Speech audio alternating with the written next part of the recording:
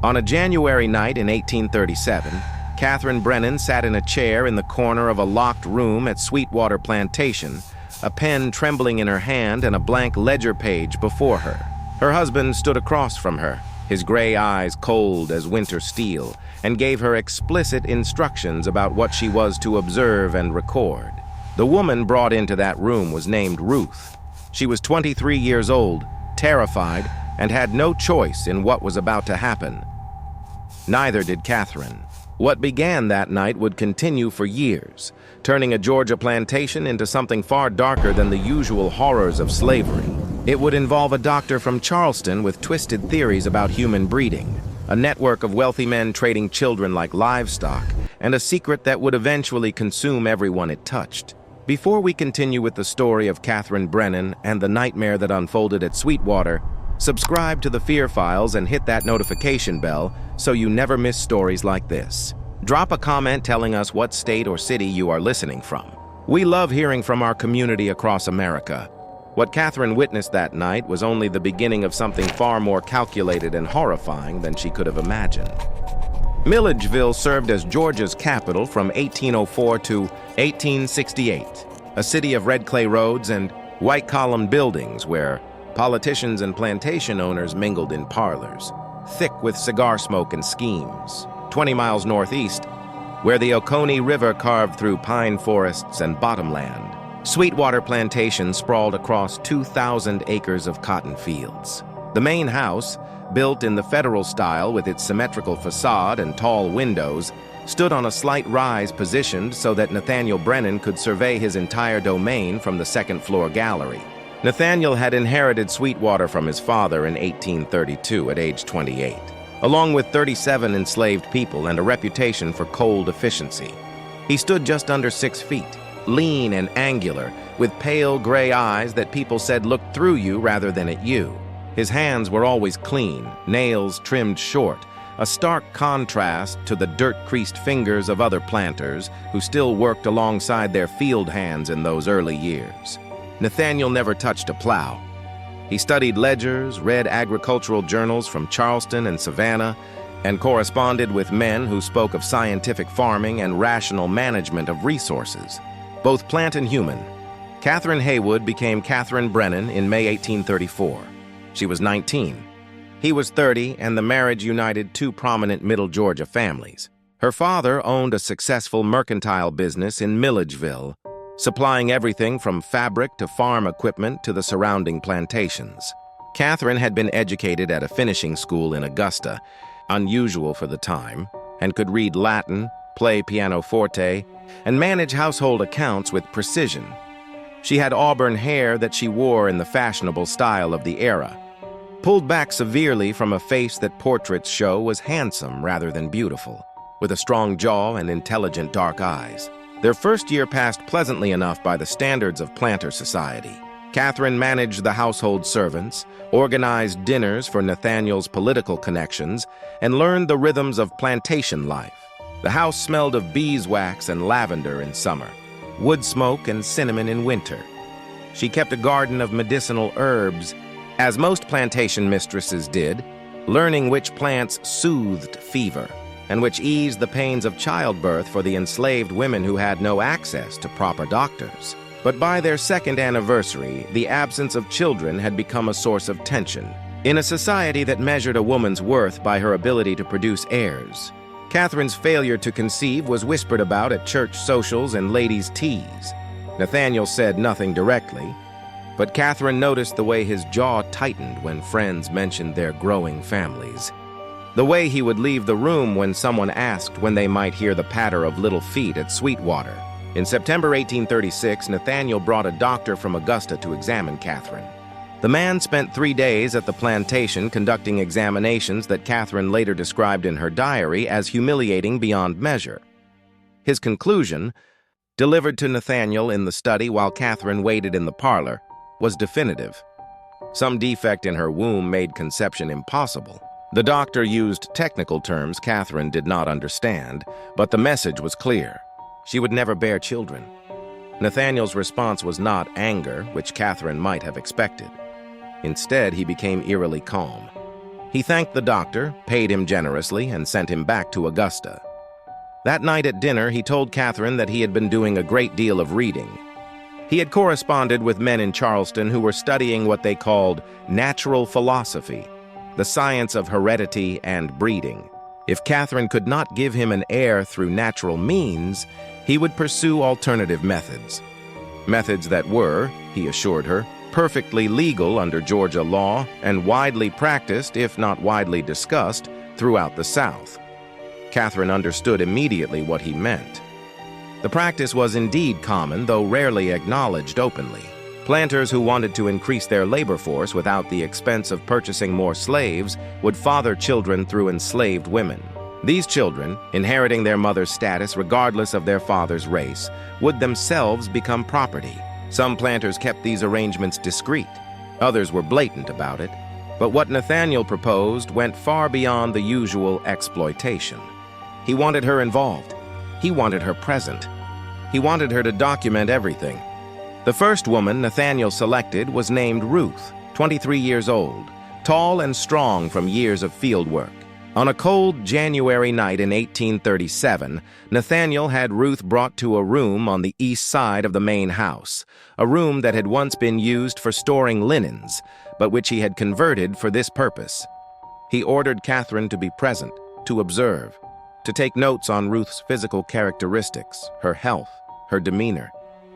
Catherine's diary entry from that night was brief, the handwriting shaky. "God forgive me, I did as he commanded. I sat in the corner with pen and paper while my husband destroyed what remained of my dignity and Ruth's humanity." She did not cry out. I think that was the worst part, the silence. But Nathaniel's plan was even more elaborate than Catherine initially realized. Over the following weeks, she discovered that he had been reading extensively about the theories of selective breeding being discussed in agricultural journals and medical societies. These theories, which would later be recognized as the pseudoscientific racism that underpinned slavery's most horrific aspects, suggested that human beings could be improved through careful selection of breeding pairs, just as one might breed horses or cattle for desirable traits. Nathaniel had decided to conduct an experiment. Spring of 1837 brought unseasonable warmth to Baldwin County. The dogwoods bloomed early, filling the woods around Sweetwater with white blossoms that fell like snow in the slightest breeze. Catherine walked among them one morning in late March, crushing petals beneath her boots, trying to find some fragment of peace in the natural world. Because there was none to be found within the walls of her home. Ruth was pregnant. Catherine had confirmed it herself, recognizing the sign she had once hoped to see in her own body. Nathaniel received the news with satisfaction, making a notation in the leather-bound book he had begun keeping, a ledger separate from the normal plantation records. Catherine glimpsed it once when he left it on his desk. The pages were ruled into columns with headings that made her stomach turn. Physical characteristics, estimated intelligence, projected value, disposition, breeding potential. But Ruth was only the first. In April, Nathaniel selected another woman, Grace, who was just 19. Then in May, a woman named Dinah, who worked in the kitchen. Catherine was required to be present each time to observe and record. She developed a system of dissociation, a way of separating her mind from what her eyes witnessed. She would focus on irrelevant details, a crack in the plaster wall, the sound of night insects outside the window, the smell of lamp oil burning low. Anything but the horror unfolding before her. The other enslaved people at Sweetwater knew what was happening, of course. How could they not? The women who were selected moved through their daily work with hollowed eyes. The men who were husbands or brothers or friends could do nothing, their rage forced into silence by the ever-present threat of violence or sale. The plantation's atmosphere changed. Where there had been the usual rhythms of forced labor and coerced cooperation, now there was something darker, a tension that hummed beneath every interaction. And then in July, a visitor arrived who would transform Nathaniel's private obsession into something far more systematic and sinister. Dr. Cornelius Harrove came to Sweetwater on a Thursday afternoon, his carriage rattling up the Oak Line Drive trailing red dust. He was affiliated with the Medical Society of South Carolina in Charleston. Though Catherine later learned his credentials were murky at best, Harrove was in his 50s, portly with mutton chop whiskers and soft hands that had probably never delivered a difficult birth or set a broken bone. His specialty, he explained over dinner that first evening, was what he called anthropological medicine, the study of racial characteristics and their transmission through bloodlines. Nathaniel had been corresponding with Harrove for months, ever since reading one of the doctor's papers in a Charleston medical journal. The paper, titled Observations on the Hereditary Transmission of Physical and Mental Characteristics in the Negro Race, proposed that through careful documentation and selection, planters could cultivate more valuable enslaved populations. It was pseudoscience of the vilest sort, but it was taken seriously in certain circles, published in respectable journals, discussed in the parlors of educated men who believed they were advancing human knowledge. Harrove stayed at Sweetwater for 3 weeks that summer. He examined every enslaved person on the plantation, measuring skulls with brass calipers, recording the texture of hair, the shape of noses, the color of eyes. He conducted interviews, though calling them that dignified the process too much. He asked questions designed to assess intelligence and temperament, then recorded his conclusions in dense paragraphs filled with scientific-sounding terminology. Catherine was required to assist him, to hold his instruments, to record his measurements in a separate ledger he had brought. She watched him work with growing horror. He showed particular interest in the children already born at Sweetwater, measuring them with the same cold precision, making predictions about their future value and utility. He discussed them as if they were a crop to be cultivated, variables in an experiment to be optimized.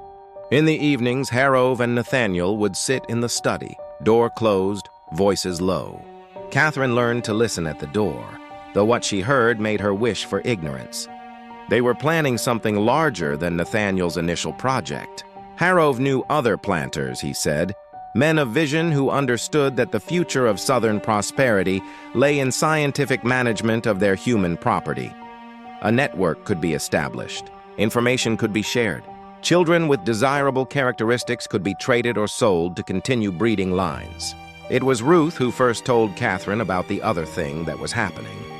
The thing that would prove even more disturbing than the breeding program itself. Ruth came to Catherine one morning in late August when Nathaniel and Harrove had ridden into Milledgeville for the day. Ruth was 4 months pregnant, her condition beginning to show beneath her loose work dress. She stood in the doorway of Catherine's morning room, twisting her hands, clearly terrified, but driven by something stronger than fear. "Mrs.," Ruth said, her voice barely above a whisper, "I need to tell you something about the babies, the ones that have been born here before you came." Catherine's breath caught. She had assumed, though never asked directly, that there had been other children fathered by Nathaniel or his father in previous years. It was too common to even remark upon. But the way Ruth said it, the fear in her eyes, suggested something more. "Tell me," Catherine said. "Master Brennan, he's been selecting certain babies," Ruth continued. "The ones with lighter skin or different eyes or other things Dr. Harrove looking for. After they born, after their mamas recover, men come in wagons at night. Take the babies away. Tell the mamas they being sold, but they don't never say where.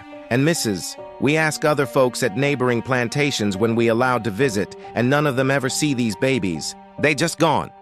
The room tilted. Catherine gripped the arm of her chair. "How many?" she managed to ask. "I don't know exacts. Maybe 20-25 over the years. Started before the old Master Brennan died, but it gotten more since Dr. Harrove started coming around." Catherine dismissed Ruth with a shaking hand and sat alone in her morning room as sunlight crept across the floor. She thought of the ledger Nathaniel kept, the one with columns for projected value. She thought of Harrove's network of planters, his talk of optimizing bloodlines, and she understood with sudden, sickening clarity that what was happening at Sweetwater was not just about producing more enslaved workers for profit. It was something else entirely, something that treated human children as experimental subjects, as merchandise to be distributed according to some grand design that existed only in the twisted logic of men who believed science sanctified their atrocities. That night, when Nathaniel returned from Milledgeville, Catherine confronted him. It was the only time in their marriage she directly challenged him. She asked about the children, about where they went, about what he and Harrove were really doing. Nathaniel looked at her for a long moment, his gray eyes cold in the lamplight. Then he backhanded her across the face hard enough to split her lip. She fell against the settee, tasting blood, hearing him say in that calm, reasonable voice he always used, "You will never question me again, Catherine. You are part of this now. Your observations, your records, they are essential to the work. You are complicit. If you speak of this to anyone, if you try to interfere, I will have you committed to the Georgia Lunatic Asylum in Milledgeville. I have already spoken to a judge who is a friend of mine. One word from me, and you will spend the rest of your life in chains, being treated as the mad woman you are threatening to become." Catherine wiped the blood from her mouth and said nothing. But something changed in her that night. Some final thread of submission snapped. If she was complicit, if she could not escape or expose this without destroying herself, then she would find another way. She would become something other than a victim. She would become an instrument of justice, slow and careful and deadly. The late summer of 1837 brought storms that hammered the Georgia Piedmont with rain and lightning. Cotton crops rotted in the fields throughout Baldwin County. Planters gathered at the courthouse in Milledgeville, their voices tight with worry about markets and yields and the labor required to salvage what they could. Nathaniel attended these meetings, playing the part of concerned neighbor, while privately his attention remained fixed on his experiment, which weather could not interrupt. Grace gave birth in September to a boy with unusually light skin and eyes that would eventually settle into a gray-green shade. Harrove was present for the delivery, examining the infant with the same cold precision he applied to everything, making notations in his journal. Nathaniel was pleased. This child, he told Catherine, showed exactly the characteristics they were cultivating. Within a week, men came at night as Ruth had described. Catherine watched from an upstairs window as they loaded a bundle into a covered wagon and drove away toward the South Road. Grace was given 2 days to recover, then sent back to the fields. She moved like something broken, her milk-swollen breasts bound tight beneath her dress, her eyes focused on nothing. Catherine had begun her own documentation by then. While Nathaniel and Harrove kept their official records, Catherine started a secret diary that went beyond simple observation. She recorded the women's names, their children's names, approximate dates of birth. She noted which children disappeared and tried to piece together patterns. She also began studying the medicinal herbs in her garden with new purpose, reading through the books her mother had given her about natural remedies and their properties. She paid particular attention to plants with cumulative effects, substances that might cause illness gradually over time, impossible to distinguish from natural ailments. Foxglove, for instance, which grew wild in the woods around Sweetwater. In small doses, it could strengthen a failing heart. In slightly larger doses, administered regularly, it could cause weakness, confusion, nausea. Slowly poisoning someone without detection required patience and precision. Catherine had both. By October, Ruth gave birth to a girl. This child had darker skin, more typical features. Nathaniel seemed disappointed. Harrove examined the baby and made his notations, his tone suggesting this one was less valuable to their purposes. No men came for this child. She stayed with Ruth, given the name Martha. Catherine felt obscene relief that this baby, at least, would remain with her mother, even though remaining meant a life of enslavement at Sweetwater. Dinah's labor came in November and went badly. The baby, a boy, was born dead. Dinah hemorrhaged and, despite Catherine's attempts to help, died 3 days later. Catherine cleaned the blood from Dinah's quarters herself, her hands shaking as she scrubbed. She had genuinely tried to save Dinah, had used every skill she possessed, but it was not enough. The guilt was crushing. She had stood by and watched Dinah be violated, had recorded it in Nathaniel's ledger, and now the woman was dead. Catherine vomited into a bucket in the laundry room and emerged with her face carefully composed, because showing weakness was not permitted at Sweetwater. Nathaniel seemed more annoyed by the loss than grieved. He had invested time and resources in Dinah's pregnancy, and the result was nothing. He made a notation in his ledger about complications to avoid in future selections. Harrove suggested examining Dinah's body to determine the cause of failure, but Nathaniel overruled him. The enslaved community needed to see at least the pretense of respect for their dead, he said, or there would be problems with morale and efficiency.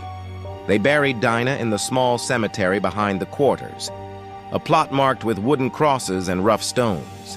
Catherine attended the burial, standing apart from the enslaved people who sang hymns in low voices. She watched Ruth holding baby Martha, watched the way the women touched Grace's shoulder in silent solidarity, watched the men standing with fists clenched and faces carefully blank. She felt their hatred directed at her as much as at Nathaniel, and she did not blame them. She was complicit. She had done nothing to stop any of this, but she was preparing. Each week, she collected small amounts of foxglove leaves, drying them carefully, grinding them to powder. She added them in tiny quantities to Nathaniel's evening whiskey. Not enough to make him obviously sick, just enough to make him feel poorly, to gradually weaken him. She told herself it was justice. She told herself she was doing what had to be done. The truth was more complicated. She was becoming something she did not recognize, driven by rage and guilt and a desperate need to strike back at the man who had turned her into a witness to atrocities. Winter came early that year. By December, frost killed the last of the garden plants. Catherine collected the final foxglove seeds, storing them carefully for next year. She had learned patience. Revenge, she understood now, was not a sudden act, but a long campaign. She could wait. She had nothing but time and hatred to sustain her. Harrove returned to Sweetwater for the Christmas season, bringing with him documents that he and Nathaniel studied in the locked study. Catherine did not know what those papers contained, but she knew they related to the network Harrove had mentioned, connections with other plantations, other men conducting similar experiments. She imagined a web spreading across the South, children being moved like chess pieces, all in service of some grand theory about racial purity and scientific progress that was really just cruelty dressed in academic language. On Christmas Eve, the enslaved people were given a holiday, as was customary. They gathered in the quarters for their own celebration, such as it could be under the circumstances. Catherine watched from the house as they sang and tried to find moments of joy despite everything. Ruth held Martha close, swaying to the music.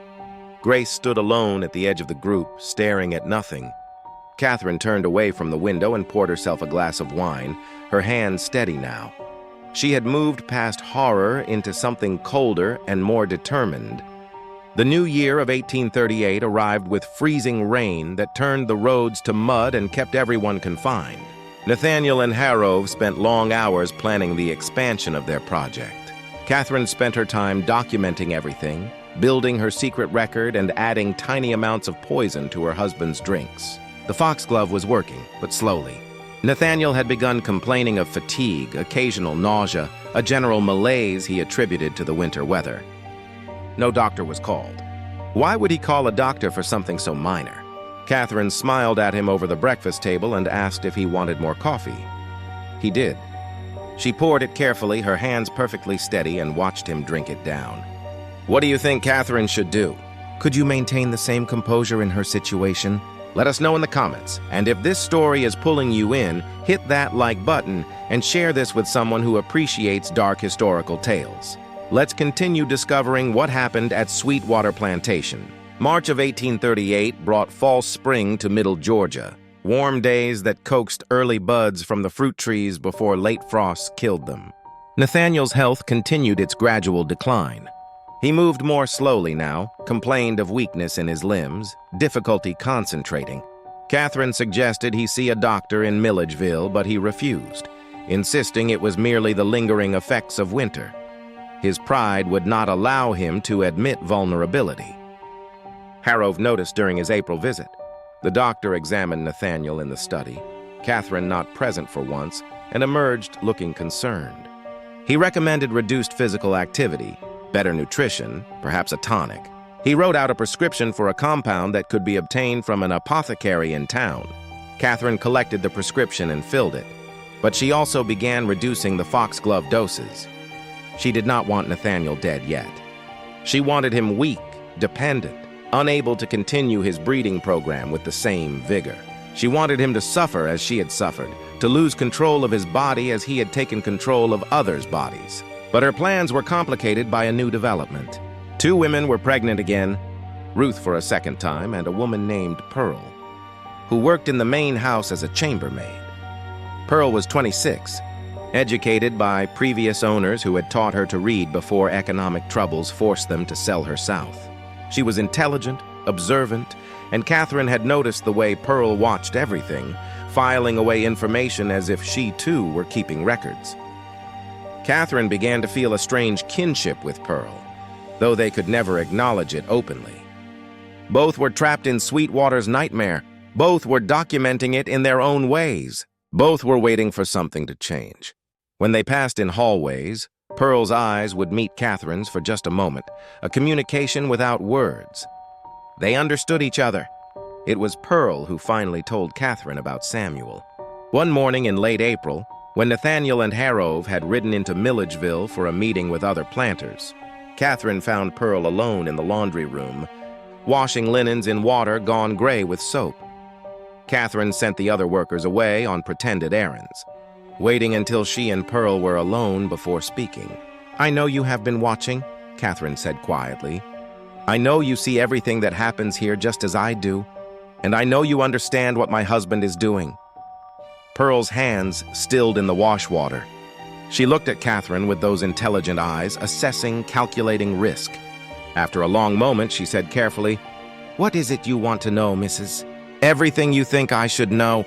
Everything that might help me stop this." Pearl glanced toward the door, ensuring they were truly alone. Then she spoke in a low voice, her words precise despite the danger of what she was revealing. "There is something Master Brennan has kept hidden from you. A boy, his name is Samuel. He was born 8 years ago before you came to Sweetwater.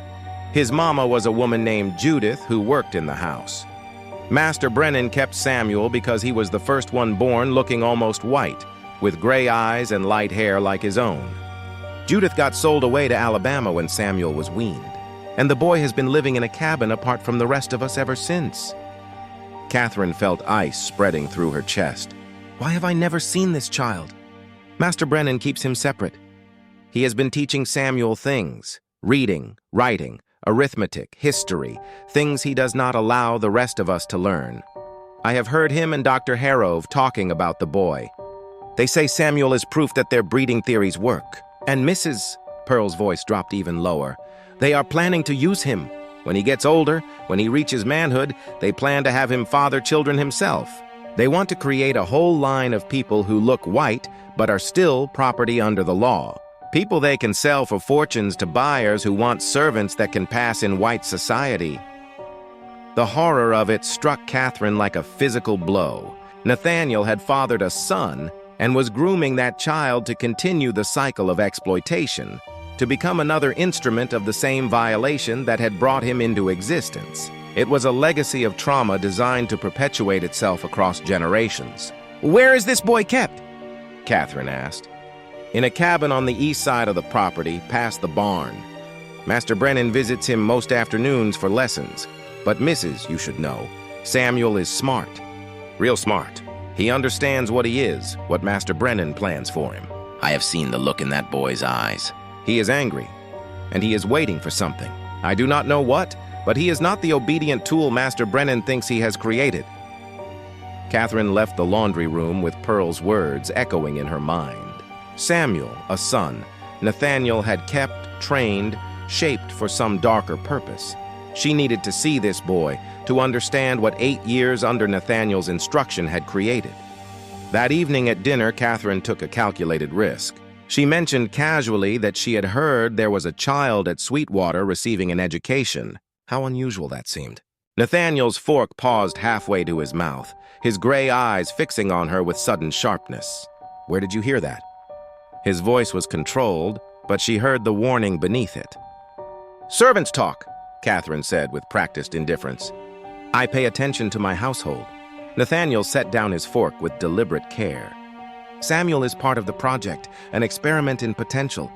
He demonstrates what careful selection and proper training can produce. I would like to meet him. No. Catherine met his gaze steadily. I have been present for every other aspect of this work. I have documented births, recorded characteristics, witnessed things that will haunt me until I die. Why should I not meet this child who is apparently so important to your vision? The silence stretched between them like a physical thing. She could see him calculating, weighing whether her request posed any real threat. His illness had made him more cautious, less certain of his control. Finally, he nodded once. Tomorrow afternoon, but you will observe only. You will not speak to him unless I permit it, and you will certainly not interfere with his education. The next day dragged with anticipation that bordered on dread. Catherine moved through her morning tasks mechanically, her mind focused on the coming meeting. When Nathaniel finally came to collect her after the midday meal, she followed him across the yard toward a cabin set apart from the slave quarters. It was better built than the others, with glass windows instead of shutters, and a small porch with actual steps. Inside, the space was spare but clean, a narrow bed in one corner, a table with 2 chairs, shelves holding books that Catherine recognized from Nathaniel's own library. And at a small desk near the window, a boy sat working through arithmetic problems on a slate, his handwriting neat and precise. Samuel looked up when they entered. Catherine's breath caught. The resemblance to Nathaniel was unmistakable in the angular face, the set of the jaw, those pale gray eyes. But his skin was lighter than she had expected. Light enough that in different clothes, in a different context, he might pass unquestioned in white society. His hair was brown with golden undertones, falling across his forehead as he studied them. "Samuel, this is Mrs. Brennan," Nathaniel said. His voice carried a tone Catherine had never heard before, something almost like pride. The boy stood smoothly, executing a formal bow that spoke of careful instruction. "Good afternoon, Mrs. Brennan." His diction was perfect, without the dialect that marked most enslaved people's speech. Someone had worked hard to train that out of him. "It is good to meet you, Samuel," Catherine managed. She wanted to say more, wanted to ask him questions, wanted to understand what this child thought and felt behind that carefully neutral expression. But Nathaniel was watching her closely. For the next half hour, Nathaniel demonstrated Samuel's abilities like a man showing off a prized horse. The boy read passages from books well beyond what most 8-year-olds could manage. He worked through mathematical problems with ease. He answered questions about history and geography with accuracy that suggested hours of study. And through it all, his face remained a mask, revealing nothing. When they finally left, walking back toward the main house, Nathaniel spoke with barely contained satisfaction. "You see, he is proof that the theories are sound. With proper breeding and education, exceptional results are possible. In another 10 years, when he reaches maturity, he will be ready for the next phase." "What next phase?" Catherine asked, though cold certainty was already forming in her gut. "He will father children of his own, of course. I have been corresponding with Callaway about potential matches. There are several plantations with girls from similar breeding programs. We will create pairings based on optimal characteristics. Samuel's children will represent the culmination of everything we have learned." Catherine stopped walking. "You are planning to use your own son as breeding stock." "He is not my son in any legal sense," Nathaniel said calmly. "He is property." "Exceptionally valuable property, but property nonetheless. And he will fulfill the purpose for which he was created. It is no different than using a prize bull to improve one's cattle." "He is a child, a human child." Nathaniel's expression hardened. "He is a tool in a grand experiment. Do not allow yourself to become sentimental, Catherine. Sentiment has no place in scientific progress." That night, Catherine sat in her room with her hidden diary open before her, but found herself unable to write.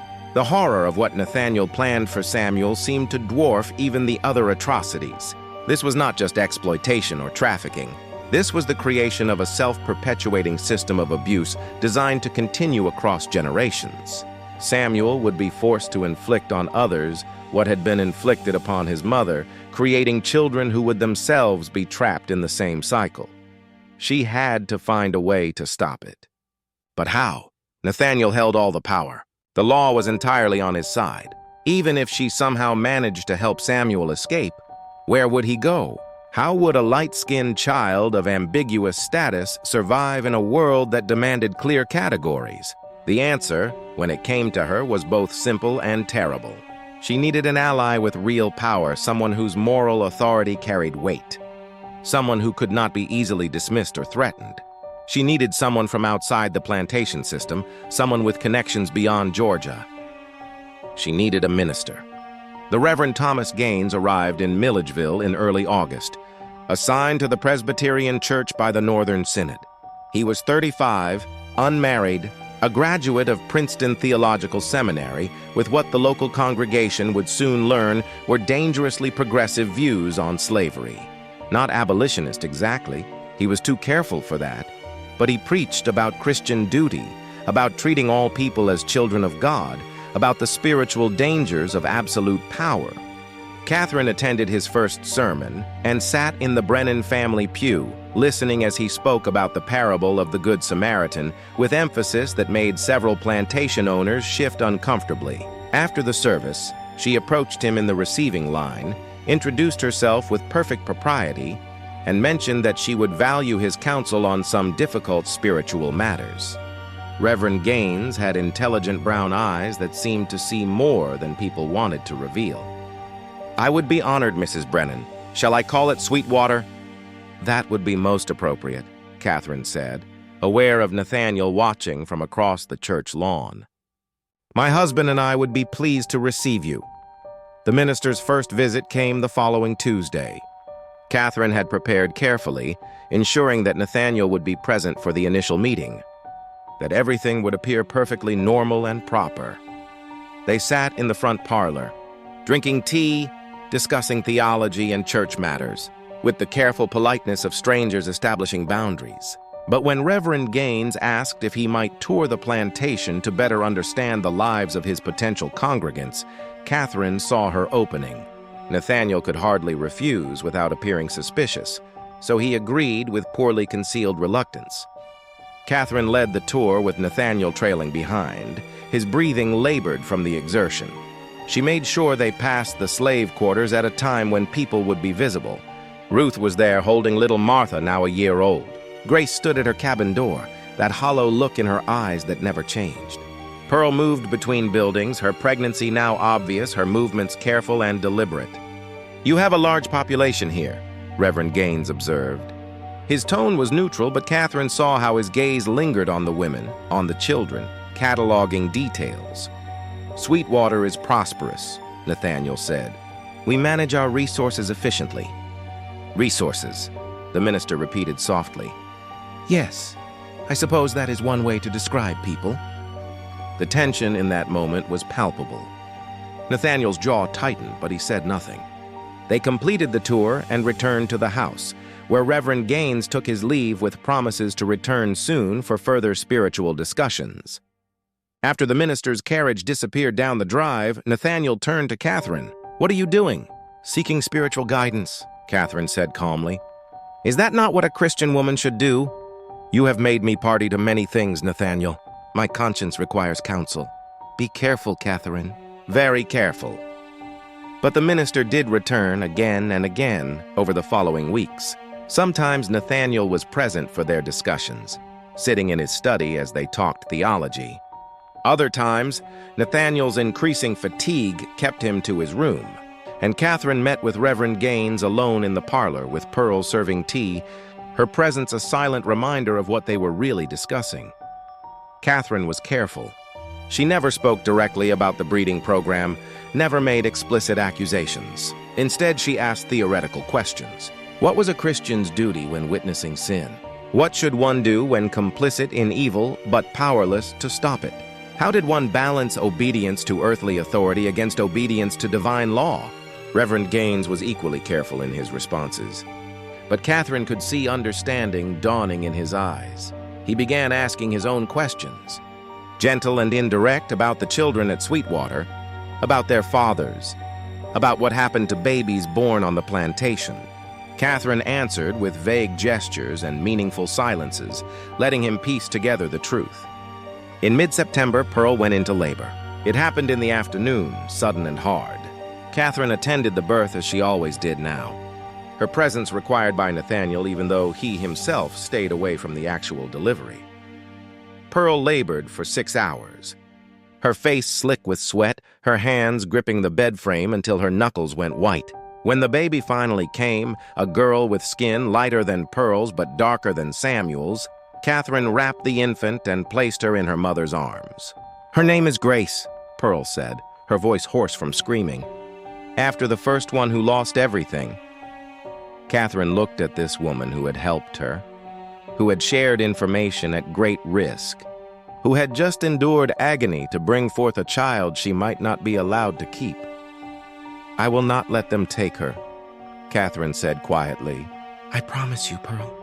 Whatever it costs me, I will not let them take this baby."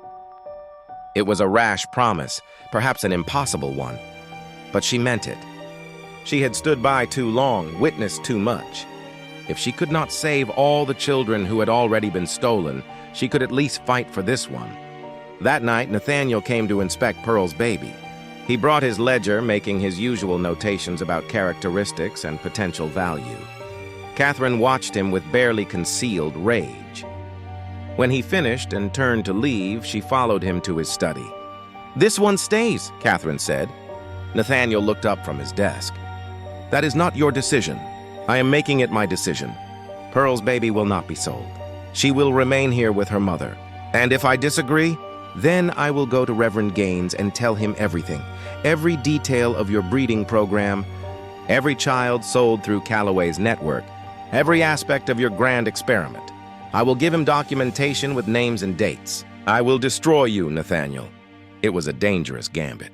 Nathaniel could still have her committed, could still silence her through force or institutionalization, but his illness had weakened him and they both knew it. More importantly, Reverend Gaines's presence in Milledgeville had changed the calculation.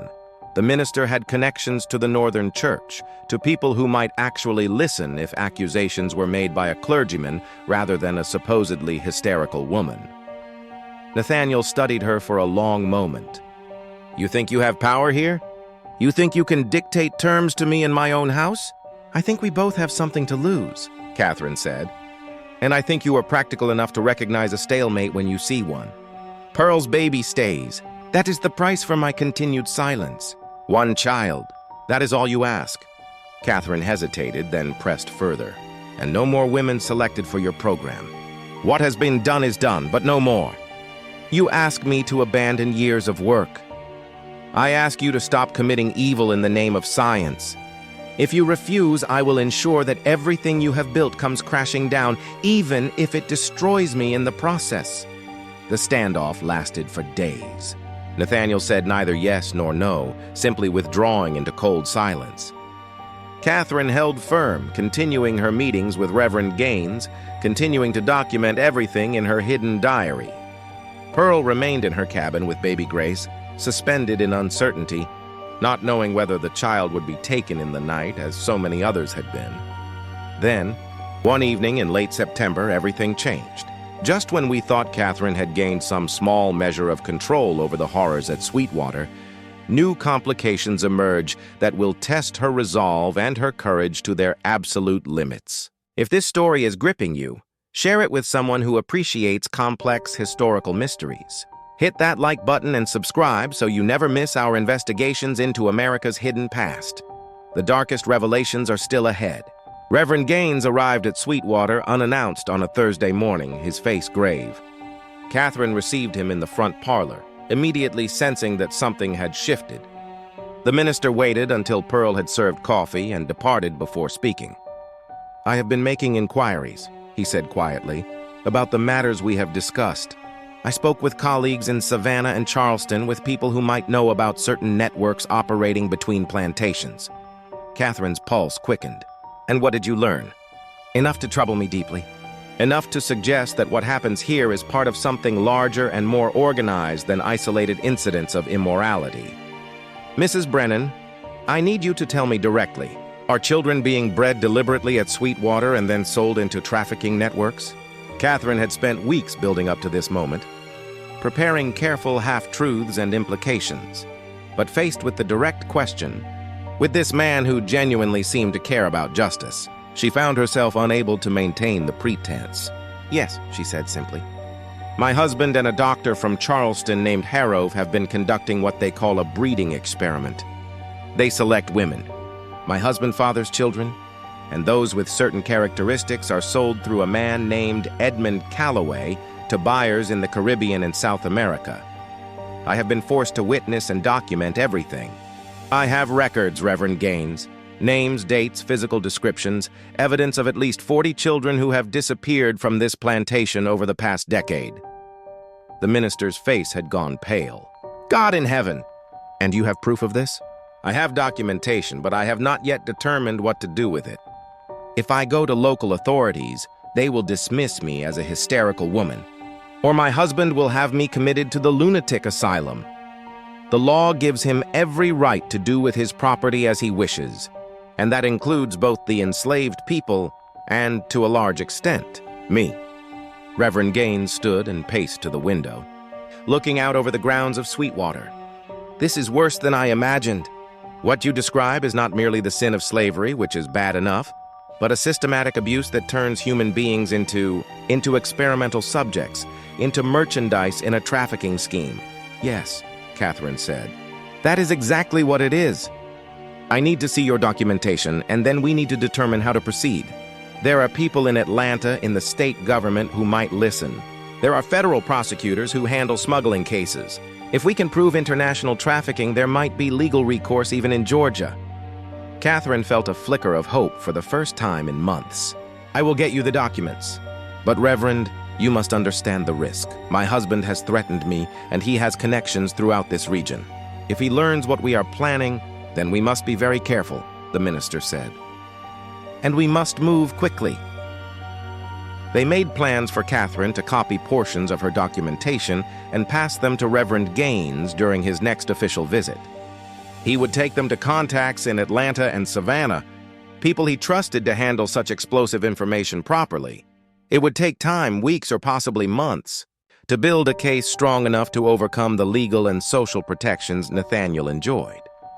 But it was a start. Catherine should have known that secrets at Sweetwater never stayed hidden for long.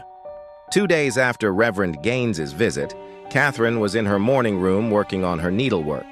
A pretense of normalcy she maintained even as her mind raced with plans and possibilities. When Nathaniel entered without knocking, his face was flushed despite his usual pallor, his eyes bright with anger. "You have been corresponding with the minister," he said. It was not a question. Catherine's hands stilled on her embroidery. "He is our clergyman. Of course I speak with him. Do not play games with me, Catherine. I know what you are doing. I know you have been feeding him information about our private affairs." "Your affairs," Catherine corrected. "I have merely been seeking spiritual counsel on matters that trouble my conscience." Nathaniel crossed the room in 3 strides and gripped her wrist hard enough to bruise. "You will cease all contact with Reverend Gaines. You will not speak to him again at church or anywhere else. You will not write to him. You will not continue whatever scheme you have concocted." Catherine met his eyes steadily, refusing to flinch, though his grip was painful. "Or what, Nathaniel? Will you lock me away? We have had this conversation before. I have taken precautions. If anything happens to me, if I suddenly disappear or fall mysteriously ill, information will reach people you cannot control." "You think yourself so clever," Nathaniel hissed, "but you forget that I control everything in this house. Every person, every action, every breath you take." He released her wrist, and she resisted the urge to rub the reddened skin. After he left, Catherine sat very still, thinking through the implications. Nathaniel knew she was working against him, which meant he would be watching her more carefully, making it harder to pass information to Reverend Gaines. She needed another way to communicate, another channel that Nathaniel could not easily monitor. The answer came from an unexpected source. That evening, Samuel appeared at the kitchen door asking for Pearl. It was unusual. The boy rarely approached the main house, but when Pearl emerged, he spoke to her in a low voice, pressed something into her hand, and departed quickly. Pearl found Catherine later and showed her what Samuel had given her, a folded piece of paper with careful handwriting. The message was brief. "I know what my father plans for me. I want to help stop him. I can carry messages. He does not watch me closely." Catherine stared at the note, her heart pounding. Samuel, 8 years old, was offering to become a courier in a conspiracy against his own father. The risk to him was enormous. If Nathaniel discovered it, the punishment would be severe. But it was also an opportunity she could not ignore. "Tell him yes," Catherine said to Pearl. "Tell him to be extremely careful, and tell him I am grateful for his courage." Through September and into October, a delicate network of communication developed. Samuel carried messages between Catherine and Reverend Gaines, hiding them in the books he borrowed from Nathaniel's library, retrieving responses tucked into volumes he returned. It was slow and dangerous, but it worked.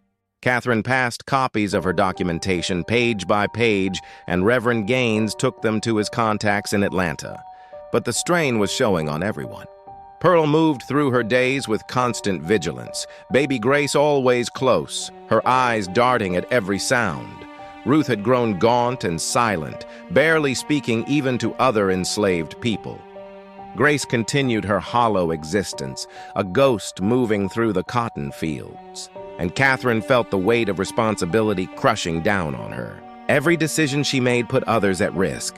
Every step forward increased the danger. The crisis came on a cool morning in mid-October. Catherine was in the garden collecting the last herbs before the first hard frost when she heard shouting from the direction of the slave quarters. She ran toward the sound and found Nathaniel in a rage, standing over Samuel, who was on his knees in the dirt. "Explain this." Nathaniel held up a piece of paper, one of Catherine's messages. Samuel must have dropped it or failed to hide it properly. The boy said nothing, his face a mask even as blood trickled from his split lip where Nathaniel had struck him. Catherine forced herself to walk forward calmly, her heart hammering. "Nathaniel, what is happening?" "This boy," Nathaniel spat. "This ungrateful creature I have educated and sheltered has been sneaking messages about my private business. Messages meant for that meddling minister." Catherine's mind raced.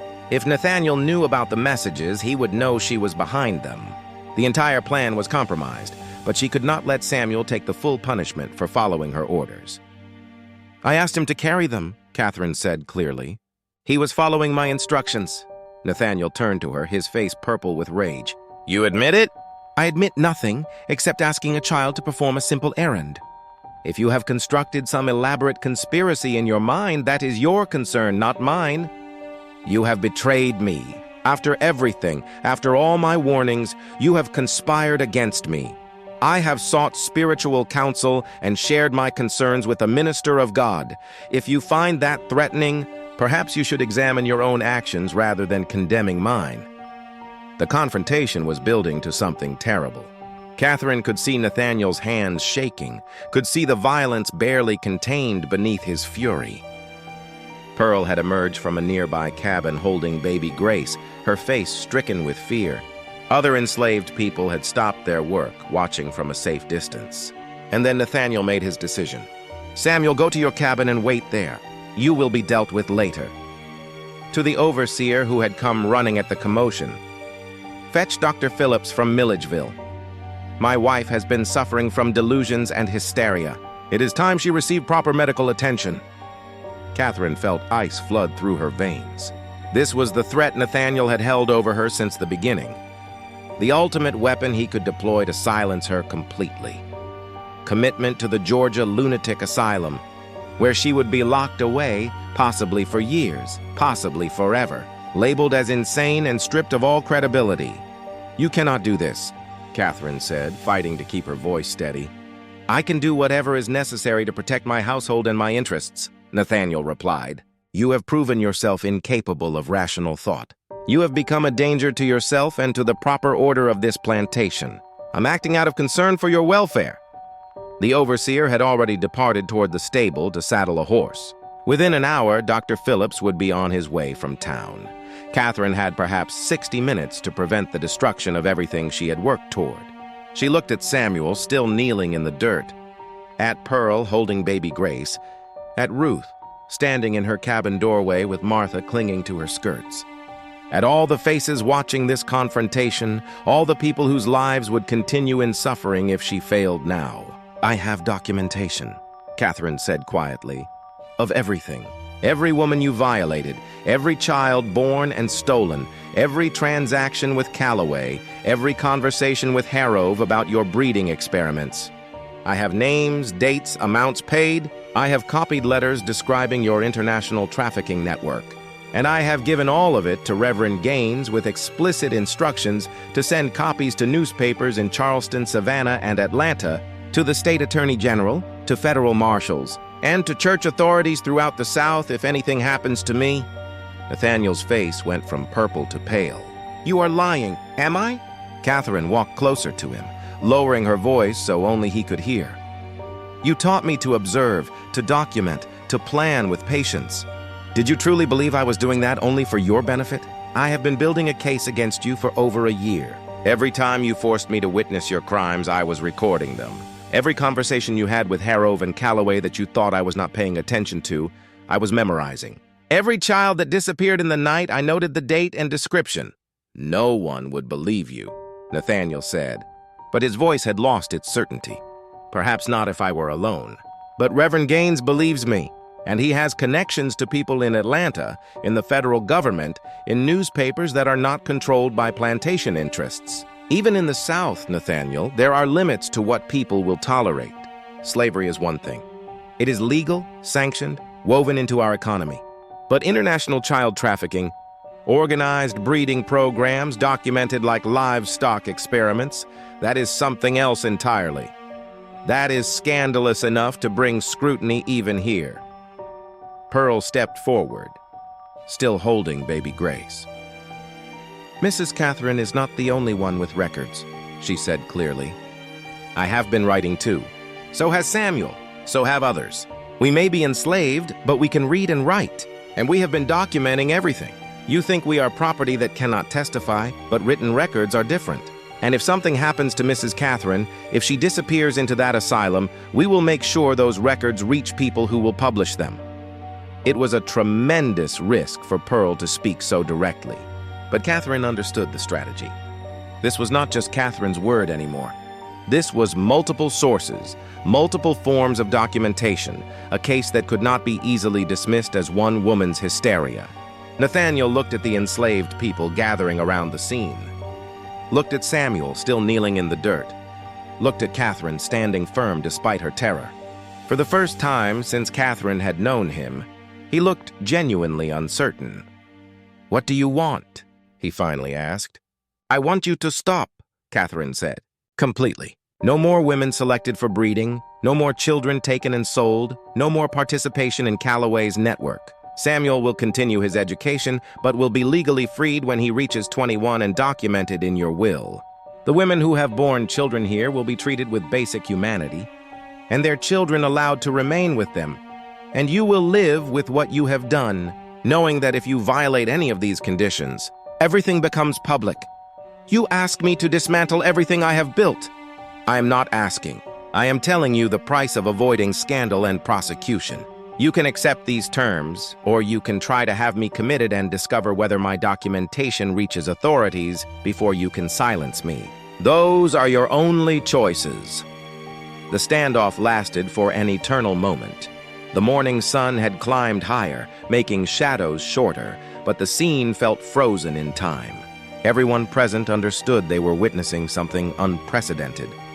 An enslaved woman speaking truth to a master, a wife threatening her husband with evidence of his crimes, a conspiracy that crossed every social boundary. Nathaniel's face worked through a series of expressions: rage, calculation, frustration, and finally, a cold resignation. Very well, he said at last. But understand this, Catherine. You have won a battle, not the war.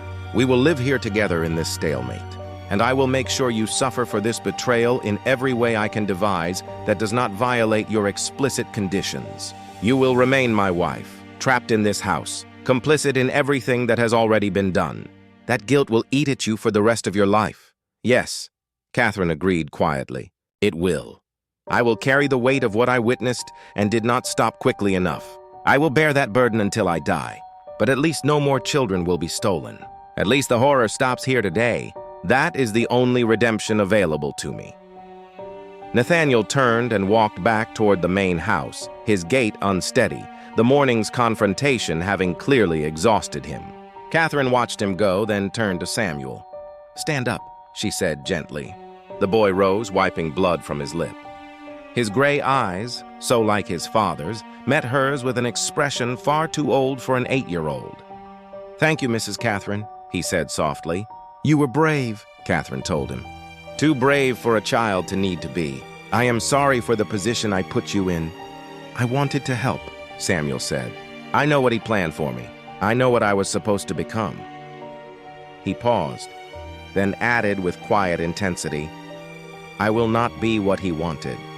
I will not continue this. I promise you that." Catherine nodded, not trusting herself to speak. She looked at Pearl, at baby Grace sleeping in her mother's arms, at Ruth and Martha watching from their cabin. The enslaved community had witnessed everything, had seen one of their own speak directly to the master, had seen a white woman threaten her husband on their behalf. It changed nothing about their legal status, nothing about the fundamental injustice of their situation. But perhaps it offered some small measure of hope that resistance was possible, that the powerful were not entirely untouchable. When the overseer returned later that afternoon to report that he had been unable to find Dr. Phillips in town, Nathaniel simply waved him away. The crisis had passed. The asylum was no longer part of the plan. What remained was exactly what Catherine had described: a stalemate, a cold war within the walls of Sweetwater Plantation. Two people bound together by shared crimes and mutual hatred, living out their days in a hell of their own creation. The years that followed were years of gray survival. Nathaniel kept his word because he had no choice, but he made Catherine's life miserable in every way his position permitted. He spoke to her only when absolutely necessary.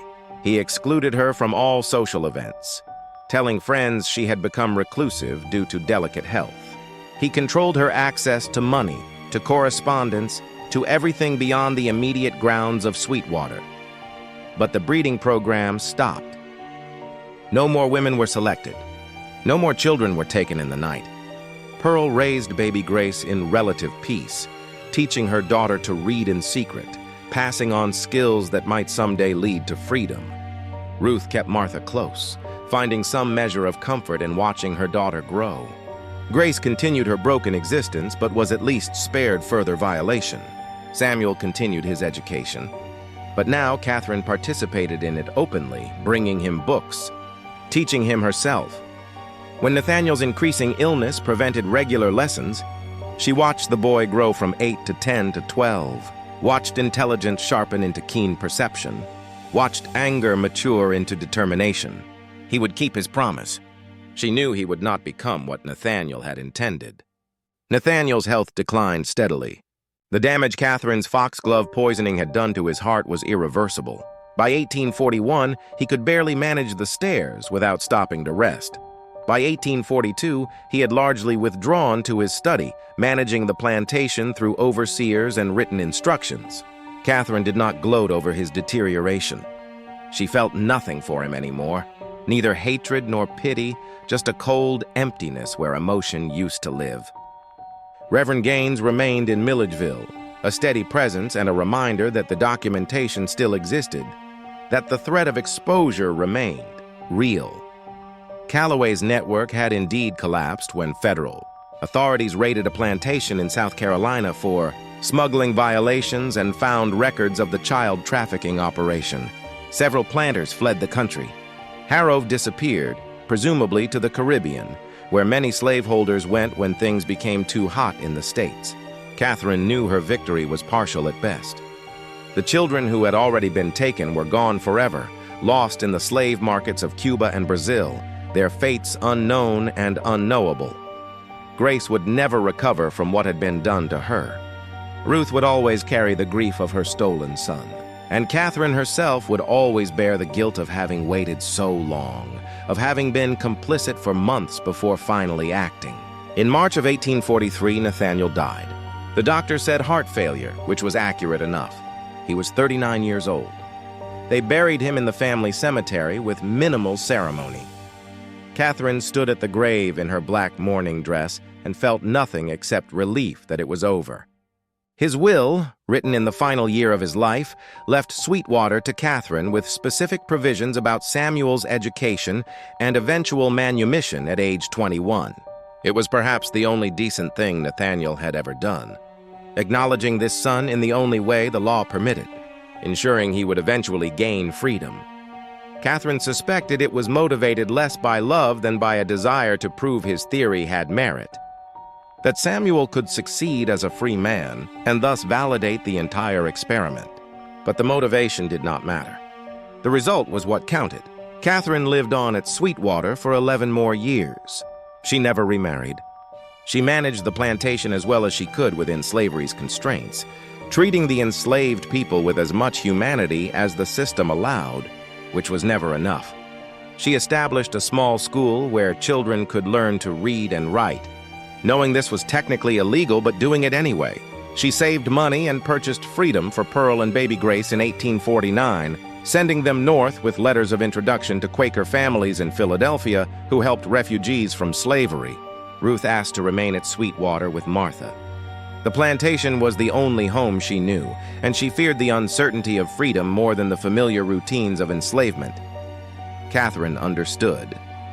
Trauma makes people cling to what they know, even when what they know is terrible.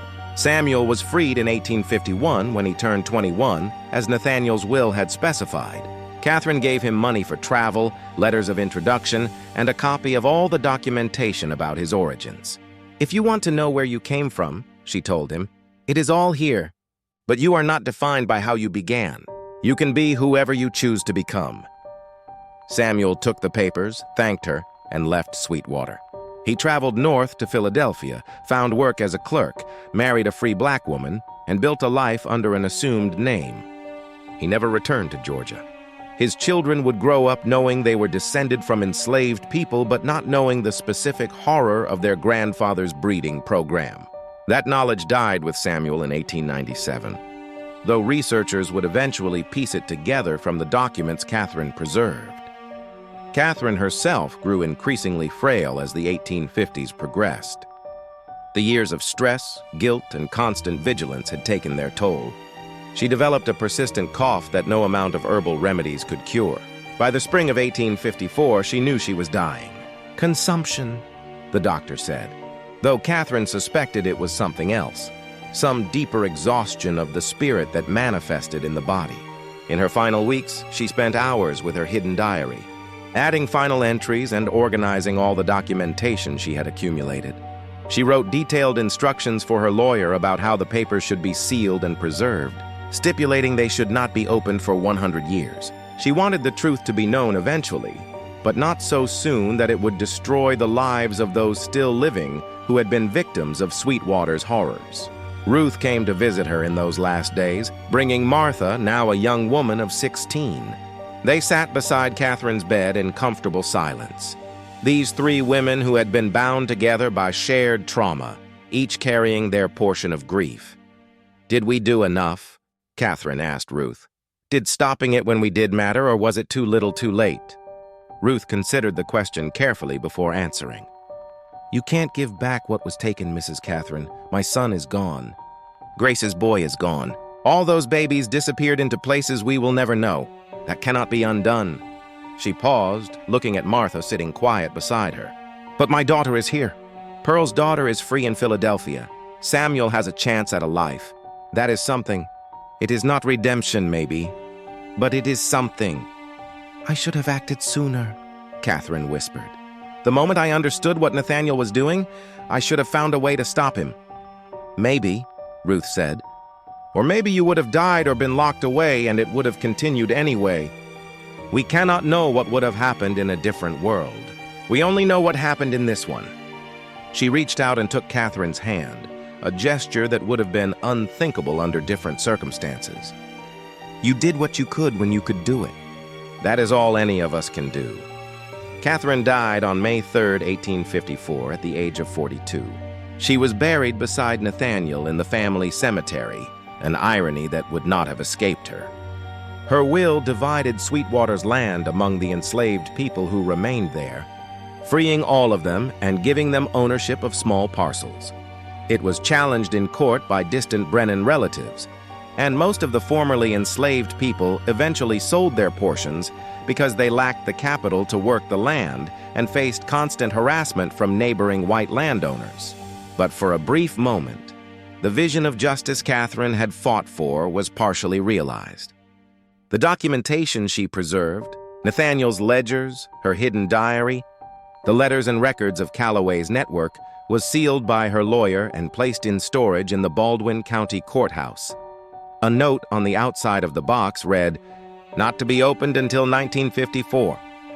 County clerks transferred it from storage room to storage room over the decades, its contents forgotten by everyone except a few archivists who maintained the courthouse records. The main house at Sweetwater burned in 1867, 2 years after the Civil War ended. Whether it was accident arson by former enslaved people or deliberate destruction by Catherine's heirs who could not bear what the place represented, no one recorded. The slave quarters were gradually dismantled, their lumber used for other buildings. The land was subdivided and sold to small farmers. The cemetery was neglected, overgrown with brambles and kudzu. By the early 20th century, few people in Baldwin County remembered that Sweetwater Plantation had ever existed. It became one of thousands of forgotten places where slavery's horrors had unfolded, its specific crimes lost to time and deliberate forgetting. Until 1954, a historian from the University of Georgia named Margaret Fletcher was researching antebellum plantation records for her dissertation. She was in the Baldwin County Courthouse going through old property records when she found the sealed box with its century-old instruction. Curious, she brought it to the county clerk's attention. After confirming that the 100-year seal period had passed, they opened it. What they found shocked even researchers accustomed to slavery's documentation. Catherine's diary was the most damning, written in increasingly erratic handwriting, but with precise details about dates, names, and transactions. Nathaniel's ledgers provided cold, scientific notation of his breeding program. Letters between Harrove, Calloway, and Nathaniel laid out the full scope of the trafficking network. And Pearl's hidden records, written in tiny script on whatever scraps of paper she could find, provided the enslaved people's perspective on what they had endured. Dr. Fletcher initially did not want to publish what she had found. The material was too disturbing, too inflammatory, but her advisors convinced her that this was exactly the kind of primary source documentation that needed to be preserved and studied, no matter how painful. Her dissertation, completed in 1956, included extensive excerpts from the Sweetwater documents. It was published by a university press in 1958 under the title Sweetwater, a Case Study in Scientific Racism and Domestic Trafficking in Antebellum, Georgia. The book caused controversy. Some historians praised it for its unflinching examination of slavery's pseudoscientific justifications. Others criticized it as sensationalistic or accused Fletcher of focusing on extreme cases that were not representative of typical plantation management. Descendants of the Brennan family tried unsuccessfully to suppress publication, arguing it defamed their ancestors, but the documentation was real. The crimes had happened.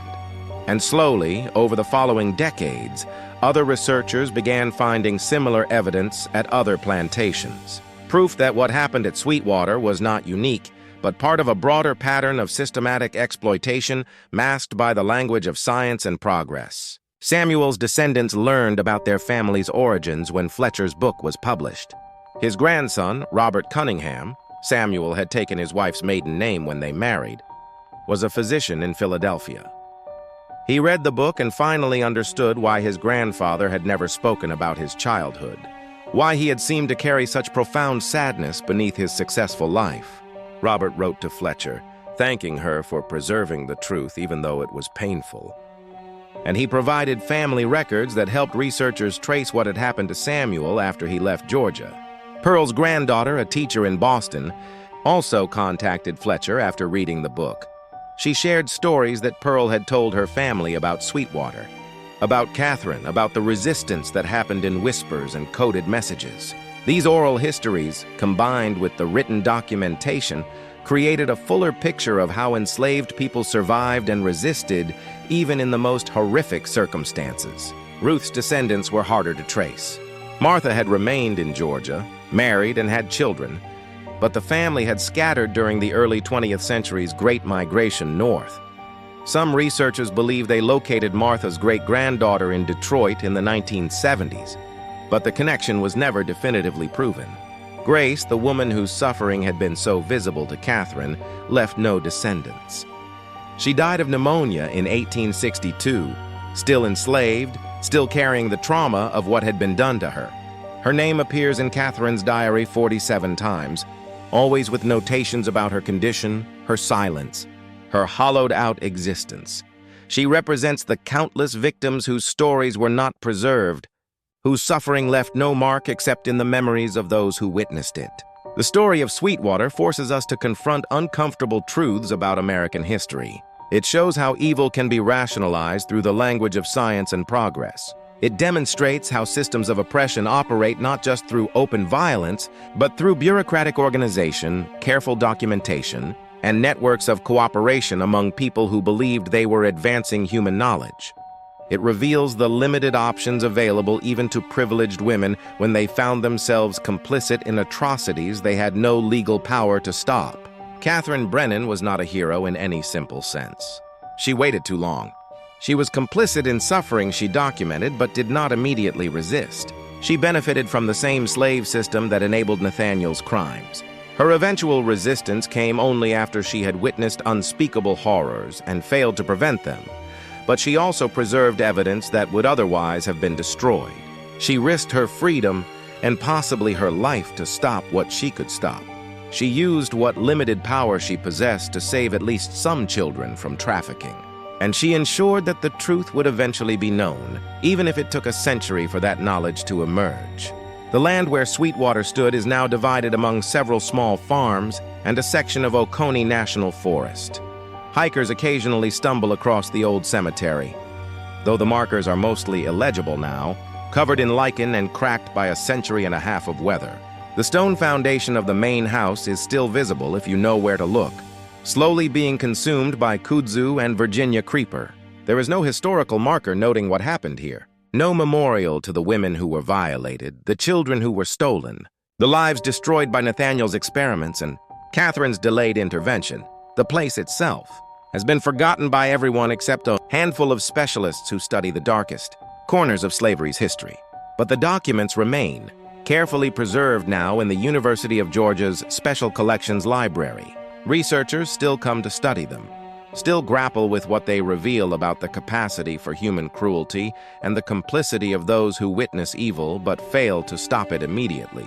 Students read excerpts in history classes, confronting the reality that the past was worse than they imagined, that the crimes of slavery extended far beyond what textbooks typically acknowledge. And Samuel's story, Pearl's story, Ruth's story, and Catherine's story continue to be told, imperfect and disturbing as they are, because forgetting would be worse than remembering. The truth, no matter how painful, serves as a warning about what happens when power is unchecked, when human beings are treated as property, when science is perverted to justify atrocity. This is the story of Sweetwater Plantation, not a ghost story or a tale of supernatural horror, but something far more terrifying. A true account of what human beings are capable of doing to one another when law and custom permit it, when economic incentives reward it, when pseudoscience rationalizes it. The real horror is not that such things happened in some distant, unimaginable past. The real horror is that they happened within the lifetimes of people whose grandchildren are still alive today. The real horror is how easy it is to forget, to minimize, to look away from evidence that makes us uncomfortable. What do you think of this story? Could Catherine have done more? Should we judge historical figures by the standards of their time or by universal moral principles? How do we reckon with the fact that many people benefited from systems they knew were wrong but felt powerless to change? These are questions without easy answers, but they are questions we must continue to ask.